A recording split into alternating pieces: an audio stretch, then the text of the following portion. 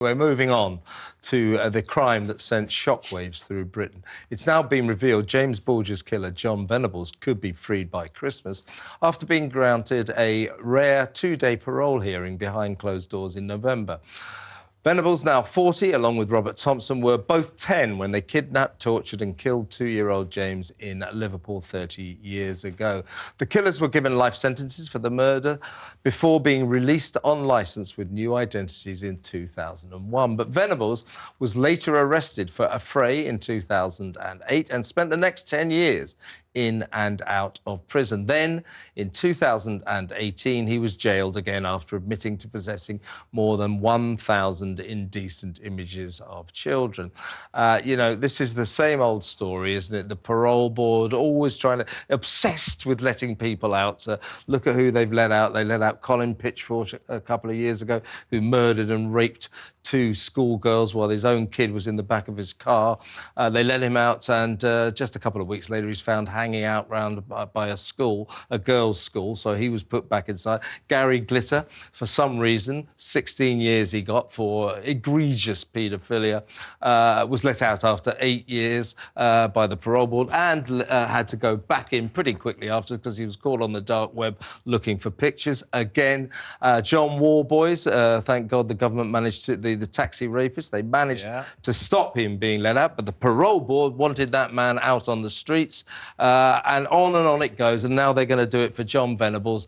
The parole board needs to be reorganised, I would suggest. You know, don't let this guy out. He's clearly a massive danger to children, so keep him inside and stop letting these dangerous people out of jail. It is a parole. It is a parole hearing. It isn't. They aren't letting him out. No, but Kevin's just getting his words in. No, I know. I'm just saying. I'm just making. Just in case they're listening. Okay, right. I'm just saying. I hate the parole just in case people are thinking what he's been let out. No, he hasn't. It's a 2-day parole hearing. Yeah, and but he shouldn't have got it.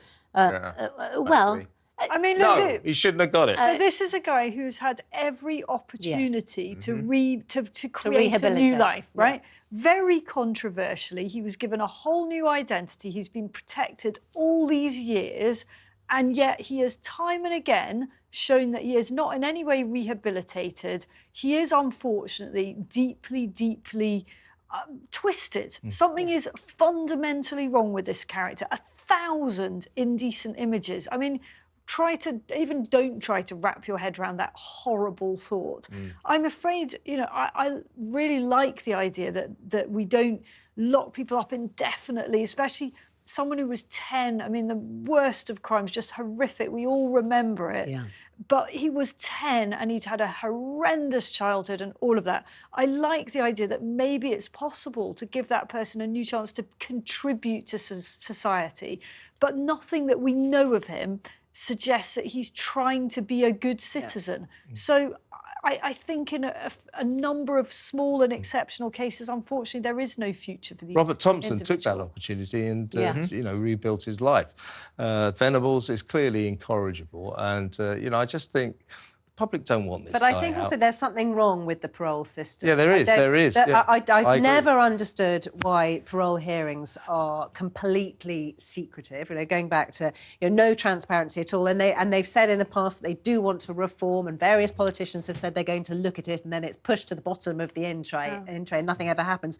But how can we? And this all came up with the Warboys, as you were saying, the taxi rapist, when he was up in front of the parole, and they said that they were going to let him out, but they wouldn't give any reasons as to why. People say they don't have to. Exactly, they said we don't have to tell him they don't have to, but we need to have faith. Well, they should have to. So to have faith, we need some sort of transparency. Should have to tell us why they're making these decisions. I'm not convinced that he deserves total identity protection now. I think, you know, he has breached this so many times. He got his new identity, had his chance, and now what? It's still all supposed to be secret. And it's very expensive, giving people new identities. Sure. I'd love for the to state. know, what is the other guy?